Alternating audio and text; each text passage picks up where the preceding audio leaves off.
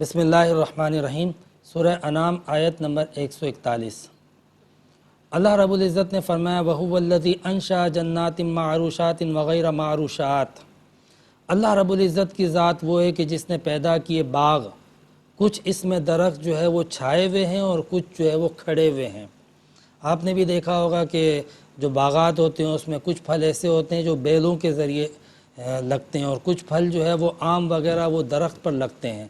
تو کچھ معروشات ہیں جو عرش کی طرف بڑھ رہے ہیں، اور کچھ جو ہے وہ فرش کی طرف بچھے ہوئے ہوتے ہیں۔ تو دونوں طرح کے درخت اللہ تبارک و تعالیٰ کی شان ہے کہ وہ لگاتا ہے۔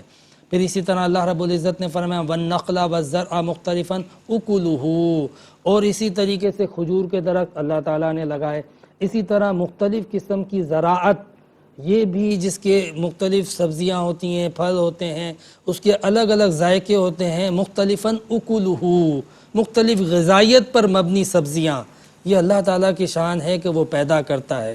والزیتون والرمان، اسی طریقے سے زیتون بھی اللہ پیدا کرتا ہے، انار بھی اللہ تعالیٰ پیدا کرتا ہے۔ اور فرمایا کہ متشابہن وغیر متشابہن، کچھ اس میں ایک دوسرے سے ملتے جلتے ہیں اور کچھ ایک دوسرے سے ملتے نہیں ہیں۔ متشابہ اور غیر متشابہ کا مطلب یہ ہوتا ہے کہ بعض دفعہ یہ ہوتا ہے کہ جنس اور نوع کے اعتبار سے، اگر آپ جنس کے اعتبار سے دیکھیں تو ایک پھل دوسرے پھل سے نہیں ملتا ہے، اور نوع کے اعتبار سے دیکھیں تو ایک پھل دوسرے پھل سے مل رہا ہوتا ہے۔ تو اللہ رب العزت نے فرمایا کہ ہم نے جو پیدا کیے ہیں پھل، وہ جنس کے اعتبار سے متشابہ ہوتے ہیں، اور نوع کے اعتبار سے، افراد کے اعتبار سے ایک ہی پھل ہوگا، کوئی چھوٹا ہوگا کوئی بڑا ہوگا، تو ان کے اندر مشابہت نہیں پائی جاتی۔ بعض اوقات کلر میں کوئی فرق آ جاتا ہے۔ تو جنس کے اعتبار سے جب بھی ذکر کیا جائے گا آم کیسا ہوتا ہے، ایک ہی شکل ہوگی، کوئی بھی آم ہو۔ اسی طریقے سے اگر ہم امرود کی بات کریں ایک ہی شکل ہوگی۔ تو جنس کے اعتبار سے یہ غیر متشابہ ہوتے ہیں، مگر نوع کے اعتبار سے یہ متشابہ ہوتے ہیں۔ اسی طریقے سے اللہ رب العزت نے فرمایا کہ کلوا من ثمرہ اذا اثمر، تو یہ جو اللہ رب العزت نے پھل عطا کیے ان میں سے کھاؤ، جتنے بھی پھل ہیں۔ اب مقصود کو اللہ رب العزت نے بیان کیا وَآتُوا حَقَّهُ يَوْمَ حَصَادِهِ، اور اپنا حق ادا کرو ان چیزوں کے متعلق جب آپ اپنی کھیتی کو کاٹو۔ یعنی اصل مقصود کیا تھا کہ جس طریقے سے اللہ رب العزت نے دیگر اموال کے اندر، مال کے اندر، سونے چاندی کے اندر زکوٰۃ کو فرض کیا ہے، اسی طریقے سے اللہ رب العزت نے زراعت میں عشر کو لازم کیا ہے۔ تو اس کا حکم دیا گیا، لیکن حکم دینے سے پہلے بتایا کہ حکم دینے والا کون ہے۔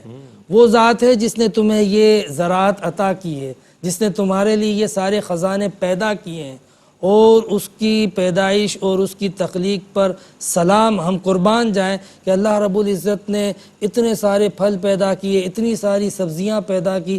مجھے حیرت ہوتی ہے اس بات پر رئیس بھائی کہ ایک ہی ریسیپی ہے، یعنی سب کو شعاع مل رہی ہے، سورج سے قوت مل رہی ہے، غذا مل رہی ہے، ایک ہی پانی سے سب سیراب ہو رہے ہیں، چاہے آم کا درخت ہو، چاہے امرود کا درخت ہو، چاہے کیلے کا درخت ہو، ایک ہی پانی سے، لیکن سب کے رنگ جدا، ذائقے جدا، نوعیتیں جدا۔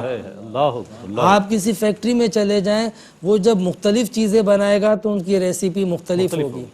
اگر وہ آم کا جوس بنائے گا اس کی ریسیپی الگ ہوگی، اگر وہ جو ہے وہ مینگو کا جوس بنائے گا، اسی طرح وہ اگر موسمبی کا جوس بنائے گا اس کی ریسیپی الگ ہوگی، اسی طرح اگر وہ ایپل جوس بنائے گا اس کی ریسیپی الگ ہوگی۔ اللہ رب العزت ایک ہی پانی سے سب کو سیراب کرتا ہے، ذائقے الگ الگ۔ یہ اللہ کی قدرت ہے، یہ اللہ تعالیٰ کی قدرت ہے۔ اس نے اپنی قدرت سے یہ نعمتیں ہمیں عطا کی اور کہا اس میں سے 10واں جو ہے اللہ کے لیے خرچ کرو، اور اللہ کے لیے خرچ کرنے کے بعد فرمایا وَلَا تُسْرِفُوا إِنَّهُ لَا يُحِبُّ الْمُسْرِفِينَ، اللہ کے لیے تو خرچ کرو، اس کے علاوہ فالتو خرچ مت کرنا۔ اب اگر رئیس بھائی ایک مادی نقطۂ نظر سے دیکھا جائے تو بظاہر جو ہے نا، جس کا دنیا میں ہمیں آؤٹ پٹ ملتا ہے نا، ہم اس کو جو ہے وہ اس جگہ پہ خرچ کرنے کو اہم سمجھتے ہیں، لازم سمجھتے ہیں، اور جس کا آؤٹ پٹ نہ ملے اس کو ہم فضول سمجھتے ہیں۔ اللہ رب العزت ہمیں عشر دینے کا حکم دے رہا ہے جس کا آؤٹ پٹ دنیا میں نہیں ہے، بظاہر نہیں ہے، اس کو اسراف نہیں کہا، اس کے علاوہ کہا کہ اسراف مت کرنا۔ یعنی بہت ساری چیزیں ایسی ہوتی ہیں رئیس بھائی کہ جہاں پہ ہم خرچ کر رہے ہوتے ہیں جس کا بظاہر آؤٹ پٹ بھی نظر آ رہا ہوتا ہے، لیکن وہ ہم اپنی مادی ذاتی نفسانی خواہشات کے لیے خرچ کر رہے ہوتے ہیں، اس کا کوئی ایسا ضروری مقصد نہیں ہوتا ہے جس کا زندگی سے تعلق ہو، عبادت سے تعلق ہو، بندگی سے تعلق ہو۔ تو اللہ رب العزت نے فرمایا کہ ایسی جگہ پہ اپنے اموال کو کبھی مت خرچ کرنا کہ جس میں تمہیں نہ دنیا کا فائدہ ہو نہ آخرت کا فائدہ ہو۔ تو یہ اللہ رب العزت نے پھل ہمیں عطا فرمائے، کھیتیاں ہمیں عطا فرمائی، اور عطا فرمانے کے بعد ایک حکم ہمیں ایجابی دے دیا کہ یہ کرو، اور ایک سلبی حکم دے دیا یہ مت کرو، اور دونوں کا باہم کنیکشن ہے کہ جب تم اللہ کی راہ میں عشر دو گے بظاہر کم ہو رہا ہے، لیکن جب تم اسراف نہیں کرو گے تو وہ برکت پیدا ہو جائے گی۔ تو یہ اللہ رب العزت کے احکامات میں یہ لوجک، یہ منطق، یہ ربط، یہ ضبط پایا جاتا ہے۔ پھر اللہ رب العزت نے جب اللہ نے یہاں پہ رزق کی بات کی تو حلال و حرام کا آگے تذکرہ کر دیا۔ فرمایا قُل لَا أَجِدُ فِي مَا أُوحِيَ إِلَيَّ مُحَرَّمًا عَلَىٰ طَاعِمٍ يَطْعَمُهُ إِلَّا أَن يَكُونَ مَيْتَةً أَوْ دَمًا مَسْفُوحًا أَوْ لَحْمَ خِنزِيرٍ فَإِنَّهُ رِجْسٌ أَوْ فِسْقٌ أُحِلَّ لِغَيْرِ اللَّهِ بِهِ فَمَنِ اضْطُرَّ غَيْرَ بَاغٍ وَلَا عَادٍ۔ یعنی پہلے رزق کا ذکر کیا اور اس کے بعد اللہ رب العزت نے جو اس میں حرام چیزیں تھی اس کا بیان فرما دیا، اور کس انداز سے بیان فرمایا؟ باقاعدہ اصول فراہم کر دیے۔ اللہ نے فرمایا نبی کریم علیہ السلام سے، اپنے محبوب سے، تم فرما دو کہ میں نہیں پاتا اس میں جو میری طرف وحی کی گئی ہے کسی کھانے کو اللہ نے حرام کیا ہو۔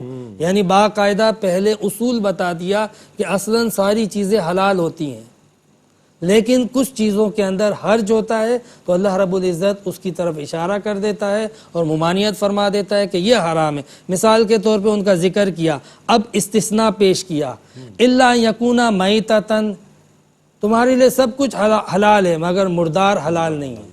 اسی طرح فرمایا او دمن مسفوحا، یعنی خون جو جاری ہو، یہ جو رگوں کا خون ہوتا ہے یہ جاری ہوتا ہے، تو رگوں کا خون چاہے جم بھی جائے حرام ہے۔ اسی طریقے سے آپ دل کو کلیجی کو دیکھ لو، تلی کو دیکھ لو، یہ رگوں کا خون نہیں ہے، یہ جمع ہوا خون ہے۔ تو اللہ رب العزت نے فرمایا دمن مسفون، جو جاری خون ہے وہ حرام ہے، لیکن کلیجی حلال ہے، وہ دم جاری نہیں ہے، اور حدیث شریف میں باقاعدہ اس کا ذکر بھی موجود ہے۔ اسی طرح فرمایا لحم خنزیر، جو خنزیر کا گوشت ہے وہ بھی حرام ہے، تم نہیں کھا سکتے ہو۔ اور پھر گوشت تو گوشت، فَإِنَّهُ رِجْسٌ، وہ سراپا حرام ہے، نجس ہے۔ باقی جانور جو تم پر حرام کیے گئے ہیں تو اس کا گوشت حرام ہے، لیکن اس کی کھال چمڑا شرعی طریقے سے ذبح کر کے آپ استعمال میں لا سکتے ہو، مگر خنزیر اس کی نہ کھال کو استعمال میں لا سکتے ہو نہ ایک بال کو استعمال میں لا سکتے ہو، وہ سراپا نجس ہے۔ اور فرمایا اسی طریقے سے جو چیز اللہ کے نام کے بغیر ذبح کی جائے وہ بھی حرام ہے۔ تو یہ حرام چیزوں کا ذکر کرنے کے بعد اللہ رب العزت نے فرمایا فَمَنِ اضْطُرَّ غَيْرَ بَاغٍ وَلَا عَادٍ، ہاں اگر کوئی اضطراری حالت میں ہو، یہ چیزیں تو حرام ہیں، لیکن اگر کوئی اضطراری حالت میں ہو تو پھر اس کے لیے ان چیزوں کی اجازت ہے ان دو شرطوں کے ساتھ، غیر باغن ولا عادن۔ وہ جب ان حرام چیزوں کو استعمال کرے تو اس کا استعمال جو ہے وہ اس وجہ سے نہ ہو کہ وہ دین کے احکامات سے فرار حاصل کرنے کے لیے ایک بہانہ بنا رہا ہو، حالانکہ اس کے ساتھ کوئی مجبوری بھی نہ ہو۔ فرمایا کہ غیر باغن، وہ باغی نہ ہو، ولا عادن، اور فرمایا کہ وہ حد سے تجاوز کرنے والا نہ ہو۔ چونکہ ان حرام چیزوں کی اجازت مجبوری میں ہوتی ہے تو پھر اتنی ہی ہوگی جس قدر مجبوری ہوگی، ولا عادن، حد سے زیادہ نہیں۔ جہاں مجبوری ختم، ضرورت ختم، ان کی اجازت بھی ختم، اباحت بھی ختم، چونکہ اصلاً یہ حرام تھی۔ یہ جو چار چیزیں ذکر کی مجبوراً اجازت دی گئی ہے، اور یہاں پہ مجبوراً اجازت دینے سے ایک بڑا اہم سوال تھا جو علماء میں، جو باقاعدہ جو ہے عقلاء میں گردش کرتا تھا۔ وہ سوال یہ تھا کہ آیا قانون انسان کے لیے بنایا جاتا ہے یا انسان قانون کے لیے؟ اچھا، اس سوال پہ باقاعدہ لوگ جو ہے وہ نتائج اخذ کرتے تھے۔ وہ کہتے تھے کہ اگر قانون انسان کے لیے بنایا جاتا ہے تو پھر انسان جب چاہے قانون کو بدل دے، اور اگر انسان قانون کے لیے بنایا جاتا ہے تو پھر انسان اشرف المخلوق نہ رہا، انسان کی انفرادیت نہ رہی۔ تو دونوں صورتوں میں نقصان نظر آتا تھا۔ قرآن نے اس کا جواب دے دیا۔ قرآن نے کہا یہ بات درست ہے کہ قانون انسان کے لیے بنایا جاتا ہے، جب انسان کی جان پر بنائے تو قانون بدل دیا جاتا ہے۔ قانون انسان کے لیے بنایا جاتا ہے اور انسان خدا کے لیے۔ قانون انسان کا پابند اور انسان خدا کا پابند، خدا کے حکم کا پابند۔ تو اس لیے اللہ رب العزت ہی جب چاہے گا اپنے احکامات کو تبدیل کرے گا، اس کے اندر تخفیف کرے گا اور اس کے اندر آسانی پیدا کرے گا۔ تو اس طریقے سے اللہ رب العزت نے اس آیت کے اندر حرام چیزوں کا ذکر کیا، ان کی علت کو، ان کے قوانین کو، ان کے اصول کو بیان کیا، اور پھر اس کے بعد انسانی فکر کا اس جگہ پہ باقاعدہ جو ہے وہ ایک طریقے سے ازالہ کر دیا کہ کہاں انسانی فکر غلطی پر مبنی تھی۔